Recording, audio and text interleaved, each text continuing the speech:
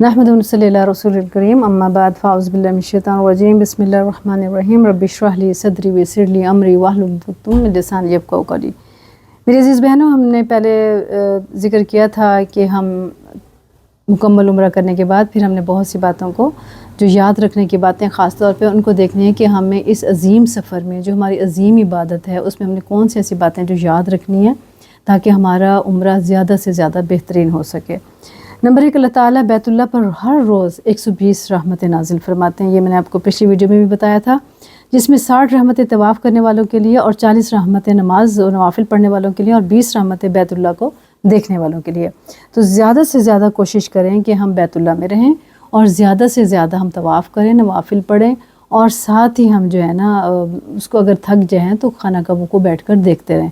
आपस में बातें करने से इज्तनाब करें, ख़ास तौर पे जैसे हम वतन होते हैं, पाकिस्तान की लेडीज़ जैसी होती हैं या किसी और मुल्क की लेडीज़ होती हैं, ये ना सोचें कि बैठ के हम हाल हवाल कर लें, पूछ लें कौन बहन कहाँ से आई है। इसके बजाय हमें कोशिश करनी चाहिए कि हम ज़्यादा से ज़्यादा खामोशी से खाना काबा को देखते रहें और वहाँ पे पर्दे का भी ख़ास एहतमाम करें। वहाँ पे कोई बात नहीं करनी है, एक दूसरे से कोशिश करनी है, एक दूसरे के पर्सनल मामलात भी नहीं पूछने, पर्सनल डिस्कस भी नहीं करना और ये सोचना है कि ये लिमिटेड टाइम है हमारे पास, इसमें रह के हमने ज़्यादा से ज़्यादा रहमतें समेटनी हैं। मक्का में रहते हुए जितना ज़्यादा हो सके तवाफ़ करें, क्योंकि हर एक कदम उठाने से तवाफ़ के लिए अल्लाह ताला इस बंदी या बंदे को एक गुनाह या एक ख़ता माफ़ कर देता है। यानी होटल से हरम तक जो जितने कदम भी इंसान के होते हैं उन तमाम कदमों का देखो इतना बड़ा अजर सवाब लिखा हुआ है कि एक गुनाह या हर कदम पे एक गुनाह माफ़ होता है, या ख़ता माफ़ होती है और एक नेकी लिख देते हैं अल्लाह ताला और एक दर्जा बुलंद होता है। तो इसलिए ये इस बात से परेशान ना हो कि हमारा होटल बहुत ज़्यादा दूर है, हम खाना काबा जा रहे हैं तो हमें इतना हम थक रहे हैं। बजाय थकावट को तो बिल्कुल ही भूल जाएं, बल्कि इन नेकियों को याद रखें कि हमारे जितने कदम हैं, जितनी हमारी मुशक्क़त है, उतना ही हमारे लिए अजर सवाब लिखा जा रहा है। खाना काबा की तरफ देखना ऐसा सवाब है जैसे 1 साल की नफल इबादत की हो, और ये देखना एक साथ यानी एक घड़ी का है। यानी खाना काबा की तरफ देखना इतना ज़्यादा हमें सवाब खाना काबा को देखने का मिलता है कि जैसे हमने 1 साल की नफल इबादत की हो। देखिए सुभान अल्लाह, हमारे लिए कितना ज़बरदस्त इनामात हैं कि खाना काबा को देखने का भी इतना ज़्यादा अजर सवाब हमारे लिए लिखा जाता है। बैतुल्लाह में दाखिल होते हुए इत्तिकाफ़ की नियत कर लें। देखिए ये बहुत इंपॉर्टेंट बात है, इसको ज़हन में रखें। जिस वक़्त भी खाना काबा में दाखिल हों उसी वक़्त नियत कर लें कि या अल्लाह मैं इत्तिकाफ़ की नियत करती हूँ या करता हूँ, तो जब तक मैं खाना काबा में रहूँ मेरा इत्तिकाफ़ है। तो इत्तिकाफ़ की नियत कर लें कि अल्लाह जब तक मैं बैतुल्लाह में रहूँ मेरा इत्तिकाफ़ कबूल फरमा। तो वो इंसान बंदा या बंदी जब तक खाना काबा में रहेगी उसका इत्तिकाफ़ जो है ना वो अल्लाह के यहाँ काउंट होगा, जो बहुत ज़्यादा अजर सवाब का बाइस बनता है। देखिए वहाँ पे हम जा तो नेकियां कमाने रहे हैं, जब नेकियां ही कमानी है तो ये तमाम मामलात को हमने तय करना होगा ताकि हम सही मायनों में नेकी करते हुए अल्लाह ताला के हजूर हाजिर हों और अपने उस सवाब को हासिल करें जो अल्लाह ताला ने हमारे लिए फरमाया है। खाना काबा का तहियतुल मस्जिद तवाफ़ है, जबकि मस्जिद नबी में तहियतुल मस्जिद नबी पढ़ेंगे। देखिए खाना काबा में जब पहुँचेंगे तो क्या करना होगा, तहियतुल मस्जिद जो होगा उसका तवाफ़ होगा, क्योंकि हर मस्जिद में जब दाखिल होते हैं तो 2 नवाफिल पढ़ने पड़ते हैं तहियतुल मस्जिद की नियत से। लेकिन खाना काबा में जैसे ही दाखिल होंगे तो जाते ही तवाफ़ करना होगा। अच्छा, यहाँ थोड़ा सा मैं ये भी बता दूँ, जो बहनें जैसे थक जाती हैं या बीमार होती हैं या जो भाई थक जाते हैं तो वो ये ना सोचें कि अब जाते ये इतनी ज़बरदस्त कंडीशन है कि लाजमन हम जाते तवाफ़ करने वरना हम बैठ नहीं सकते। ऐसी बात नहीं है, अगर थके हुए तो जाके बैठ जाएं और बैठने के बाद फिर ज़ाहिर बात है तवाफ़ करेंगे तो वो तहियतुल मस्जिद ही काउंट होगा। लेकिन जिस वक्त मस्जिद नबी में जाएंगे इंशाल्लाह वो भी हम आगे पढ़ेंगे कि मदीना मुनव्वरा जाने की हम तैयारी कैसे करेंगे, तो वहाँ पर तहियतुल मस्जिद पढ़नी पड़ेंगी। मक्का में एक नमाज का सवाब 1 लाख नमाज के सवाब के बराबर है, जबकि मस्जिद नबी में एक नमाज का सवाब 50,000 के बराबर है। लिहाजा कोशिश करें कि मक्का में या मदीना में कोई नमाज हमारी कज़ा ना हो, कोई नमाज हमारी लेट ना हो और कोई नमाज हमारी ऐसी ना हो जो हम हरम में जाके ना पढ़ें। तो कोशिश करें, क्योंकि वहाँ हम जा ही अल्लाह की रज़ा के लिए रहें और नेकियां इकट्ठी करने जा रहे हैं। तो खाना काबा में एक नमाज़ पढ़ने का सवाब कितना बताया, 1 लाख नमाज पढ़ने के बराबर सवाब मिलता है। और मदीना मुनव्वरा में यानी मस्जिद नबी में एक नमाज़ पढ़ने का सवाब 50,000 नमाज के बराबर है। देखिए कितना सवाब है। अल्लाह ताला हम सबको तौफीक दे कि हम ये सवाब समेट सकें, आमीन या रब्बुल आलमीन। अच्छा, फिर देखते हैं कुछ ख़वातीन के मसाइल भी हैं, उनको भी हम डिस्कस कर लेंगे। لیکن ہم یہ دیکھ لیتے ہیں کہ فضیلت کتنی زیادہ ہے اس چیز کی. پہلے ہم یاد رکھنے کی باتیں بھی ہم دیکھ رہے ہیں اور فضیلت بھی دیکھ رہے ہیں.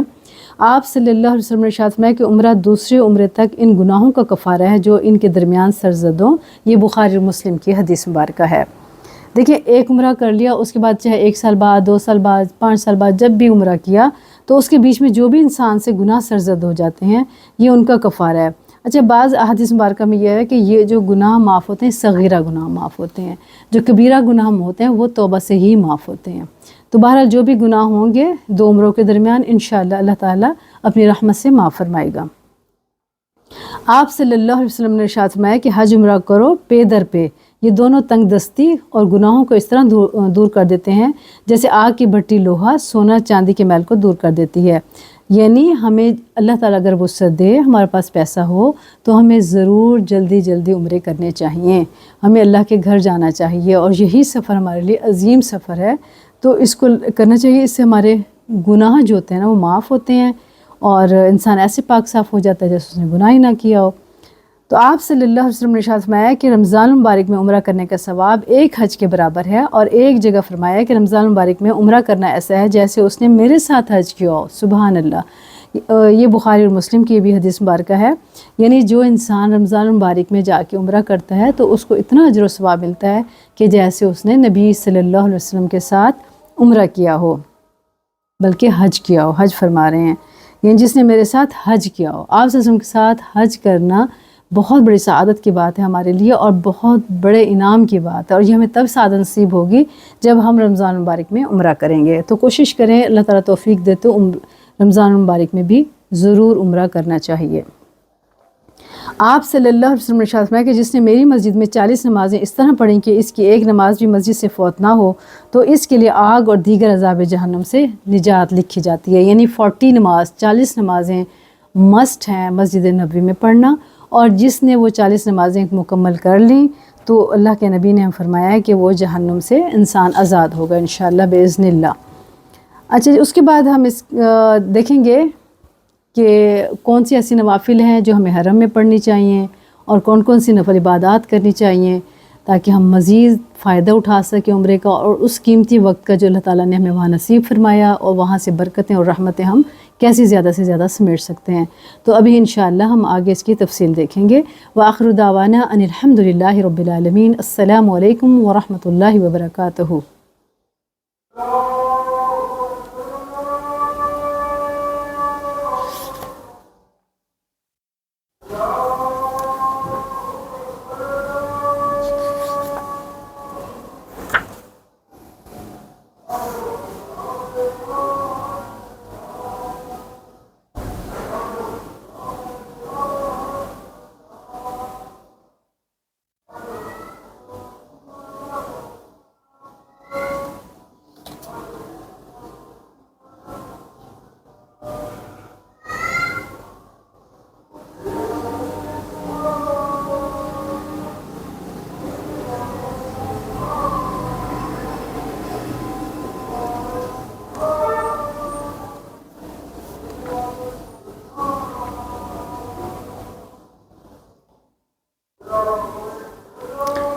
السلام علیکم ورحمۃ اللہ وبرکاتہ. رب اشرح لی صدری ویسر لی امری واحلل عقدۃ من لسانی یفقہوا قولی. اچھا اب ہم دیکھ لیتے ہیں کہ کون سی وہ نوافل ہیں جو ہمیں پڑھنی چاہیے. دیکھیں خانہ کعبہ میں اور مسجد نبوی میں جو سیم عبادت ہے وہ تو ہے جیسے فجر کی نماز، تہجد وہاں پڑھنی ہوگی لازمی. کوشش کریں کہ تہجد وہیں حرم میں جا کے پڑھیں. 5 وقت یعنی نماز کے علاوہ جو نفل عبادت ہوگی ہماری تہجد ہوگی وہاں پہ، اور اشراق ہوگی. اشراق جو ہوتی ہے نا وہ سورج نکلنے کے 20 منٹ کے بعد پڑھی جاتی ہیں. تو کوشش کریں کہ جب فجر کی نماز پڑھ لیں تو وہاں بیٹھ کے عبادت کرتے رہیں، اور عبادت کرنے کے بعد چاہے تو آپ طواف بھی کر سکتی ہیں وہاں پہ، تو طواف کر لیں. طواف کرنے کے بعد جو ہے نا پھر وہاں بیٹھ کے عبادت کرتے رہیں، اللہ کا ذکر و اذکار کرتے رہیں، خانہ کعبہ کو دیکھتے رہیں. اور پھر اتنے میں جب سورج نکل آیا تو اس کے 20 منٹ کے بعد جو نوافل پڑھی جائیں گی وہ اشراق کہلاتی ہیں. تو وہ اشراق کی 2 نفل پڑھنے ہیں اور اس کا اتنا اجر و ثواب ہے جیسے ایک مقبول حج اور عمرہ. اچھا یہ اشراق گھر میں بھی آپ پڑھ سکتے ہیں، عمرہ کے علاوہ بھی پڑھ سکتے ہیں. جب فجر کی نماز سے فارغ ہوں، جو بہنیں مصروف ہوتی ہیں گھر کے کام کاج میں تو وہ اس چیز سے بروزی میں کوئی فرق نہیں پڑتا، وہ اپنے کام وغیرہ کر لیں، اور اس کے بعد جو ہے نا جب دیکھیں کہ 20 منٹ ہو گئے سورج کو نکلے ہوئے تو پھر وہ اشراق کی نماز گھر میں بھی پڑھ لیں. تو گھر میں بھی نماز پڑھنے کا ان کو اتنا ہی اجر و ثواب ملے گا جتنا حرم میں یعنی مقبول حج عمرے کا ثواب ملے گا۔ تو لازمی عبادات کو اپنی زندگی میں شامل کیجئے، تو اس سے بہت زیادہ اجر و ثواب ملنے والا ہے۔ اچھا، اس میں ایک یہ بھی ہے کہ حج عمرے کے لیے گھر سے نکلنے اور تیاری سے لے کر واپس آنے تک 1 درہم خرچ کرنے سے ثواب 10 لاکھ گنا ملتا ہے۔ یعنی جتنا بھی پیسہ خرچ ہوتا ہے اس میں، تو یوں سمجھ اللہ تعالیٰ قیامت کے دن اس پیسے کا، اس نعمت کا حساب نہیں لے گا جو مکہ مدینہ جانے میں خرچ آیا ہوگا۔ یہ کچھ احادیث مبارکہ سے ہمیں پتہ چلتا ہے۔ تو یہ ایک جگہ یہ بتایا گیا ہے کہ 1 درہم خرچ کرنے سے ثواب 10 لاکھ گنا ملتا ہے۔ دیکھیں، آخرت کی تجارت تو بہت ضروری ہے۔ جیسے ہم دنیا میں ترقی کرنا چاہتے ہیں نا، ہم یہ چاہتے ہیں دنیا میں ہمیں اعلیٰ سے اعلیٰ مکان ہو، گھر ہو اور ہماری بہت اچھی لائف ہو، تو اسی طرح سے ہمیں یہ بھی کوشش کرنی چاہیے کہ ہماری آخرت بھی بہت اچھی ہو، اور اتنی اچھی ہو کہ ہم وہاں پہ بھی اعلیٰ سے اعلیٰ رہیں، اعلیٰ سے اعلیٰ ہمیں مقام اور درجات ملے، اور وہاں بھی کسی قسم کی کمی نہ ہو۔ تو ہمیں ایسے مواقعوں سے پھر بھرپور فائدہ اٹھانا چاہیے جو اللہ تعالیٰ ہمیں نصیب کرے۔ تو اللہ سے دعا کرتے ہیں کہ اللہ تعالیٰ ہمیں اس کی توفیق عطا فرمائے۔ اچھا، ایک اور جگہ فرمایا جو حج عمرہ کرتے ہوئے فوت ہو جائے تو اس کا قیامت تک حاجیوں کا ثواب لکھا جاتا ہے۔ سبحان اللہ، یہ کتنا زیادہ اجر و ثواب ہے۔ کچھ لوگ ہوتے ہیں بیچارے جو حاجی جاتے ہیں، فوت ہو جاتے ہیں، اللہ تعالیٰ سے دعا کرتی ہوں کہ اللہ تعالیٰ سب کو جو حج کے لیے عمرے کے لیے جا رہے ہیں بخیر عافیت جائیں اور بخیر عافیت اپنے گھر اپنے بچوں میں واپس لوٹ کر آئیں، آمین یا رب العالمین۔ لیکن یہ اللہ کو پتہ ہے کس نے کہاں اس دنیا سے جانا ہے، تو اگر وہاں پہ وقت لکھا ہوا ہے تو پریشان ہونے کی ضرورت نہیں ہے، وہ قیامت تک پھر ثواب ہی لکھا جائے گا۔ آپ صلی اللہ علیہ وسلم نے ارشاد فرمایا کہ حج عمرہ میں مشقت اور خرچ کے اعتبار سے ثواب ہے۔ اس راہ میں 1 روپیہ خرچ کرنا ایسے جیسے یہ وزن میں ایک پہاڑ سے بھی بڑھ کر وزن رکھتا ہے۔ سبحان اللہ، کتنا اجر و ثواب ہے۔ اچھا، اب دیکھ لیتے ہیں کہ جو دعائے خاص جیسے حتیم ہے، حتیم میں تو دیکھیں اب تو وقت مقرر ہے، وہاں پہ آپ جائیں گے تو دیکھ لیجئے گا، پوچھ لیں کہ کس وقت حتیم میں جا کے نوافل پڑھنے کی اجازت ہے، تو وہاں پہ جا کے 2 رکعت نماز نفل پڑھیں اور اس کے بعد اللہ تعالیٰ سے دعا مانگیں، اور اس خاص مقدس مقام پر یا کوئی بھی مقدس مقام جو مکہ اور مدینہ میں آپ وہاں جب جاتے ہیں تو ہمیں چاہیے کہ وہاں جا کے ہم یہ والی دعا کریں۔ میں آپ کو تھوڑا سا اس کا بتا دیتی ہوں، تو اس کو یاد کر لیں، 1-2 دفعہ آپ سن لیں گے تو یہ آپ کو دعا یاد ہو جائے گی، تو اس کو ضرور پڑھیں کہ اے اللہ، تیرے برگزیدہ اور مقبول بندوں نے اس مقام پر تجھ سے جو دعائیں مانگی اور کبھی کی ہیں اور جن چیزوں کا تجھ سے سوال کیا، اے میرے نہایت رحیم و کریم پروردگار، میں اپنی نااہلیت اور نالائکی اور سیاہ کاری کے اقرار کے ساتھ صرف تیری شان کریمی کے بھروسے پر ان سب چیزوں کا تجھ سے سوال کرتی ہوں، اور جن چیزوں سے انہوں نے اس مقام پر پناہ مانگی ہے، اس جگہ پر ان سب چیزوں سے تیری پناہ چاہتی ہوں۔ اے اللہ، اس خاص مقام کے جو انوار اور برکات ہیں مجھے ان سے محروم نہ رکھ، اور یہاں حاضر ہونے والے اپنے اچھے بندوں کو تو نے جو کچھ بھی عطا فرمایا یا جو کچھ ان کو عطا فرمانے والا ہو مجھے اس میں شریک فرما دے، اور اس کا ہر ذرہ مجھے بھی نصیب فرما دے، بے شک تیرے خزانوں میں کوئی کمی نہیں ہے۔ دیکھیں، اس کو میں مزید اور بتاتی ہوں آسان۔ ایک تو دعا اس کو اچھی طرح سے یاد کر لیں کہ پروردگار، اس مقدس اور بہترین مقام پر تیرے اچھے اور پیارے بندوں نے جو دعائیں مانگی ہیں، جو پناہیں مانگی ہیں، وہ میرے حق میں بھی قبول فرما لیں، اور جن چیزوں سے جو رحمتیں ان کو ملی ہیں وہ مجھے بھی عطا فرما۔ یعنی یوں مختصر بھی کہہ سکتے ہیں، اور یہ تفصیلی دعا بھی جو آپ کو میں نے ابھی بتائی ہے، آپ اس کو بھی سن کے بار بار یاد کر لیں اور اس کو بھی کہہ سکتے ہیں۔ تو یہ تو تھا ہمارا کہ کون کون سی، دیکھیں اب عربی دعائیں، دیکھیں عربی دعائیں بھی یاد کر لیں، کچھ خاص مقامات پہ جو دعائیں مانگی جائیں گی، جس میں حضرت ابو ہریرہ رضی اللہ تعالیٰ عنہ سے روایت ہے کہ آپ صلی اللہ علیہ وسلم نے ارشاد فرمایا کہ 2 کلمات زبان پر بہت ہلکے ہیں، میزان تول میں بہت بھاری ہیں اور اللہ تعالیٰ کو بہت پیارے ہیں، وہ یہ ہیں، یہ بخاری مسلم کی حدیث مبارکہ ہے، سبحان اللہ و بحمدہ سبحان اللہ العظیم۔ جب حرم شریف میں فارغ بیٹھے ہوں تو بیت اللہ کو دیکھتے رہیں اور پڑھتے رہیں۔ یہ دیکھیں کتنے زبردست، کوئی مشکل بھی نہیں ہے، سبحان اللہ و بحمدہ سبحان اللہ العظیم، سبحان اللہ و بحمدہ سبحان اللہ العظیم۔ اس کو پڑھتے رہیں، خانہ کعبہ کو دیکھتے رہیں، تو اس کا بہت زیادہ اجر و ثواب ملے گا، کیونکہ یہ ہمارے اللہ کو بے حد پسند ہے یہ لفظ۔ ایک مرتبہ آپ صلی اللہ علیہ وسلم حضرت جویریہ رضی اللہ عنہ کے پاس سے نماز فجر پڑھ کر تشریف لے گئے۔ پھر چاشت کے وقت آپ صلی اللہ علیہ وسلم تشریف لائے تو آپ صلی اللہ علیہ وسلم نے آپ رضی اللہ عنہ کو اسی جگہ بیٹھے تسبیح میں مشغول دیکھا، تو آپ نے فرمایا، جب میں یہاں سے گیا تو میں 4 کلمات 3 بار پڑھا، اگر ان کو اس سے وزن کیا جائے تو وہ کلمے وزن میں بڑھ جائیں گے، وہ 4 کلمے یہ ہیں۔ یعنی حضرت جویریہ فجر کی نماز پڑھ کے بیٹھی رہی ہیں، اشراق پڑھی اور چاش تک بیٹھ کے وہاں پہ اللہ کی عبادت کرتی رہیں.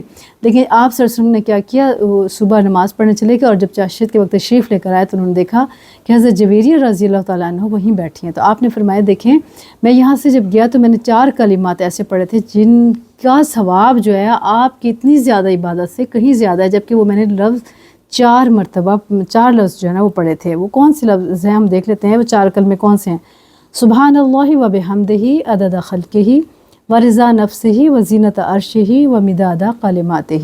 دیکھیں یہ کلمات کوشش کریں کہ یہ دعا یاد ہو جائے. میں ایک دفعہ پھر رپیٹ کرتی ہوں، سبحان اللہ و بحمدہ عدد خلقہ و رضا نفسہ و زینت عرشہ و مداد کلماتہ.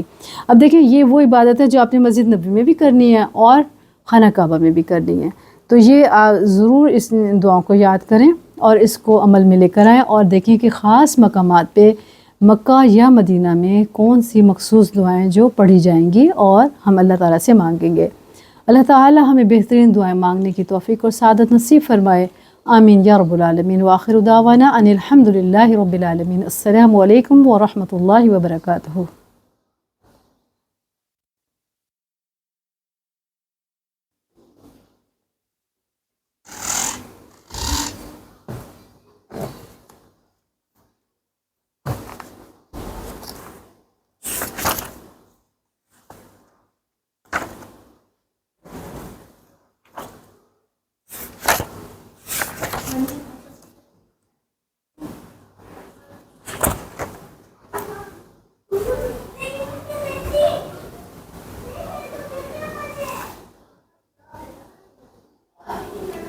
نحمد ونصلی علی رسول الکریم. اما بعد فاعوذ باللہ من الشیطان الرجیم. بسم اللہ الرحمن الرحیم.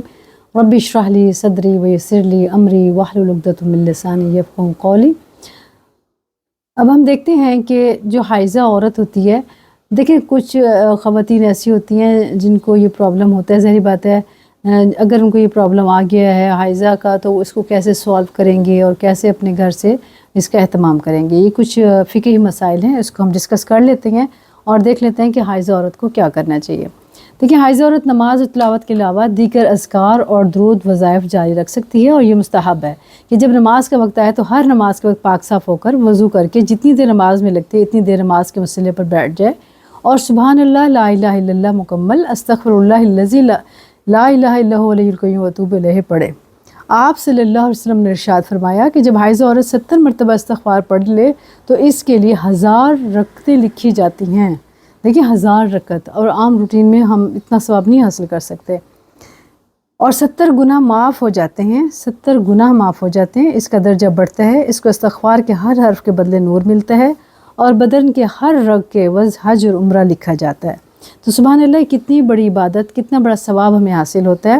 تو اس لیے جو خواتین حائضہ عورتیں ہیں وہ پریشان نہ ہوں. جس وقت یہ کیفیت ہو جائے، میں آپ کو بتاتی ہوں ابھی کہ اگر اسی دن آپ کی فلائٹ ہے تو اس وقت آپ نے کیا کرنا ہوگا. اگر وہاں پہ حرم میں آ جائیں، عمرے کے دوران نہ آ جائیں تو کیا کرنا پڑے گا، تو اس کی کیا پریکاشنز ہیں، کیا احتیاطیں ہیں، تو وہ ہم دیکھ لیتے ہیں. تو اس کے بعد ہے طواف. دراصل 2 رکعت نماز نفل کے قائم مقام ہے جس کی وجہ سے طواف سے میں نگاہیں نیچی رکھنی چاہیے. اس چیز کا خاص خیال رکھیں. دیکھیں اگر فرض کریں گھر سے روانہ ہو رہی ہے کوئی بہن اور اس کو اس کیفیت کا، کیونکہ فلائٹ تو ڈن ہو چکی ہوتی ہے، عمرہ کا ویزا بھی لگ چکا ہوتا ہے اور مخصوص دنوں میں جانا بھی ہوتا ہے. پہلی بات تو یہ ہے کہ یہ بھی ہمارے اسلام میں ہے کہ اگر حیض آ جائے تو اس کو کیا چاہیے کہ وہ عمرہ کر سکتی ہے. وہ اس طرح سے کہ وہ اس پوزیشن میں اپنے آپ کو پیک کریں گی، نوافل نہیں پڑھیں گی اور اپنا لباس بھی کور کریں گی، ویسے احرام باندھیں گی سب کچھ. اور وہ جب میقات پہ پہنچیں گی اور اس وقت وہ تلبیہ بھی پڑھیں گی. ٹھیک ہے، تلبیہ پڑھ سکتے ہیں. اچھا اس کے بعد ہوٹل پہنچ جائیں گے، جب مکہ جدہ پہنچیں گے، جدہ سے ہوٹل پہنچ جائیں گے تو ہوٹل جا کر انہوں نے وہاں پہ پھر ریسٹ کرنا ہے، آرام کرنا ہے. وہ خانہ کعبہ نہیں جائیں گے. اب وہ احرام کی پوزیشن میں تو ہیں لیکن وہ خانہ کعبہ نہیں جا سکتی، یہ ان پہ کنڈیشن ہے. اب دیکھیں ہر ایک کا سائیکل ڈیفرنٹ ہوتا ہے. کسی کا 3 دن ہوتا ہے، کسی کا 5 دن ہوتا ہے، کسی کا 7 دن اور لاسٹ میں 10 ڈیز ہوتے ہیں، 10 دن ہوتے ہیں. تو دیکھنا یہ ہر بہن نے اپنا کہ میرے کتنے دن کا سائیکل ہے اور اس کے مطابق اتنے دن وہ اپنے ہوٹل میں قیام کریں گی. اور لیکن اس دوران انہیں کچھ پابندیاں ان پہ عائد ہوں گی. کچھ پابندیاں اس طرح سے ہوں گی کہ منہ پہ کپڑا نہیں لگنا چاہیے، ناک پہ کپڑا نہیں لگنا چاہیے، خوشبو کا استعمال نہیں کرنا، اور اپنے چہرے کو ٹاول سے صاف نہیں کرنا، اور اگر نہانا ہے گرمیاں ہیں تو بغیر خوشبو کے صابن کے وہ نہائیں گے، اس طریقے سے کہ جسم کا کوئی بال نہ ٹوٹے، ورنہ دم واجب ہوگا۔ اور جب سوئیں بیڈ پہ تو اس طرح سے سیدھا لیٹنا ہے، دائیں یا بائیں کروٹ اگر لیٹنا بھی ہے تو جو پلو ہے وہ منہ کو نہ لگے، یہاں نہ لگے، بلکہ منہ پہ ہاتھ رکھ لیں تاکہ پلو اور منہ کے درمیان ہاتھ آ جائے۔ تو یہ کنڈیشن ہوگی، اور اس طرح سے سیدھا لیٹی رہیں گی، اور جتنے بھی دن ہوں گے اس کو انہوں نے دیکھنا ہوگا۔ اور اس کے بعد جب پاک ہوں گے، صاف ہوں گے، تو نہا دھو کے جیسے انہوں نے اپنے بال بنائے ہوں کہ بال کھولنے کی ضرورت اس طریقے سے نہیں ہے کہ جب وہ نہائیں تو بالوں کو اس طرح سے دھوئیں کہ بال کوئی ٹوٹ نہ جائے، ٹھیک ہو گیا۔ اور اس کے بعد باقاعدہ جیسے ہی نہا دھو کے پھر وہ عمرے کے لیے خانہ کعبہ تشریف لے جا سکتی ہیں اور اپنے عمرے کو کمپلیٹ کریں گی نہانے کے بعد۔ اچھا، کچھ بہنیں ایسی ہوتی ہیں کچھ کہ میڈیسن لے لیتی ہیں جس کی وجہ سے ان کے حیض کی ڈیٹ جو ہوتی ہے وہ چینج ہو جاتی ہے، وہ کچھ ان کے ٹائم آگے بڑھ جاتا ہے۔ تو اس کے لیے یہ طریقہ کار ہے کہ اپنے ڈاکٹر سے کنسلٹ کریں، جو بہنیں ہیں وہ اپنے ڈاکٹر سے کنسلٹ کر لیں اور ان کو اپنا سارا پروسیجر بتا دیں، تو وہ میڈیسن دیں گے، تو وہ میڈیسن جس وقت وہ کھانے کے لیے کہیں تو وہ باقاعدہ کھائیں اور اس کو چھوڑیں نہیں، کیونکہ ان دوائیوں کو چھوڑنے کا بھی سائیڈ ایفیکٹ ہوتا ہے جو نہیں کرنا۔ کوشش کریں اگر کسی بہن کو سائیڈ ایفیکٹ ہوتا ہے تو وہ ان میڈیسن سے بچیں، اگر نہیں ہوتا اور ڈاکٹرز آپ کو ریکمینڈ کرتے ہیں تو وہ میڈیسن ضرور لیں تاکہ وہ جو قیمتی دن ہے وہ ہمارے سیف ہو جائیں اور ہم زیادہ سے زیادہ عبادت کر سکیں۔ شریعت مطہرہ ہمیں اس چیز کی اجازت دیتی ہے اور ایسے ہم کر سکتے ہیں۔ یہ تو بہنوں کے مسائل تھے جو ہم نے کیے۔ اچھا، اب ہم آگے دیکھیں گے کہ احرام کی پوزیشن میں آ جانے کے بعد، احرام کی کیفیت میں آ جانے کے بعد، تلبیہ پڑھ لینے کے بعد کون کون سی ایسی پابندیاں ہم پہ لگ جاتی ہیں جو ہم نے نہیں کرنی ہیں۔ تو ان پابندیوں کو اب ہم ڈسکس کریں گے اگلی ویڈیو میں۔ وآخر دعوانا ان الحمد للہ رب العالمین۔ السلام علیکم ورحمۃ اللہ وبرکاتہ۔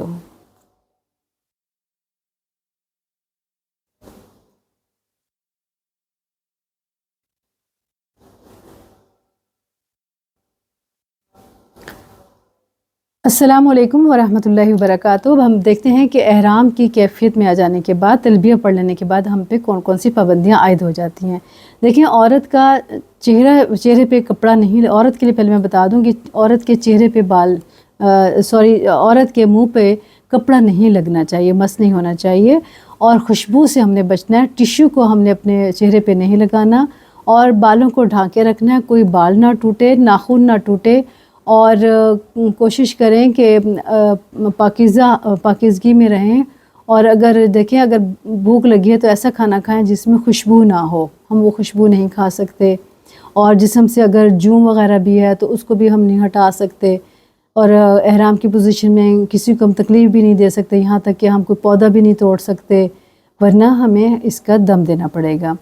یہ اس کی پابندیاں ہوں گی جو ہم نے فالو کرنی ہے اس کو۔ مرد حضرات کے لیے بھی یہی ہے کہ وہ اپنے جسم سے بالوں کو مطلب نہ ٹوٹنے دیں، یعنی ہمیں اپنی خارش بھی باڈی پہ ایسے کرنی ہوگی اتنی آہستگی سے کہ کوئی بال ٹوٹ نہ جائے۔ اچھا، کچھ ناخن ہوتے ہیں جو ٹوٹے ہوئے ہوتے ہیں، جو نقصان دے رہے ہوتے ہیں، اذیت دے رہے ہوتے ہیں نا، بعض اوقات سم ٹائم ایسا ہوتا ہے کہ ہاف ناخن ٹوٹ جاتا ہے یا کچھ، تو وہ تو پھر ظاہری بات ہے تکلیف ہوگی، تو اس تکلیف سے بچنے کے لیے اس کو ہم کاٹ سکتے ہیں، لیکن بقدر ضرورت، زیادہ ہم ناخنوں کو نہیں کاٹ سکتے ہیں، اور شکار بھی نہیں کر سکتے احرام کی حالت میں۔ تو احرام کی حالت میں جو میاں بیوی کی جو باتیں ہوتی ہیں وہ بھی نہیں کر سکتے، میاں بیوی کی تنہائی بھی نہیں ہو سکتی اس میں، اور شہوت سے خاوند اپنی بیوی کو چھو بھی نہیں سکتا، اور بیوی بھی کوئی ایسی بات نہیں کر سکتی جس سے ایسی کیفیت پیدا ہو۔ تو یہ تمام پابندی ہوتی ہیں، اور جیسے ہی ہم بال کٹواتے ہیں، اپنے بالوں کو کترواتے ہیں صفا سے مروہ کی طرف لاسٹ چکر میں، تو اس وقت جو ہے نا یہ کیفیت ہماری ختم ہو جاتی ہے، پھر ہم نارمل طریقے سے رہ سکتے ہیں۔ تو اللہ تعالیٰ ہمیں صحیح علم کے ساتھ عمل کرنے کی توفیق و سعادت نصیب فرما، اور ان پابندیوں پہ صحیح معنوں میں عمل کرنے کی توفیق دے، اور ہمارا بہترین عمرہ کرے، آمین یا رب العالمین۔ وآخر دعوانا ان الحمد للہ رب العالمین۔ السلام علیکم ورحمۃ اللہ وبرکاتہ۔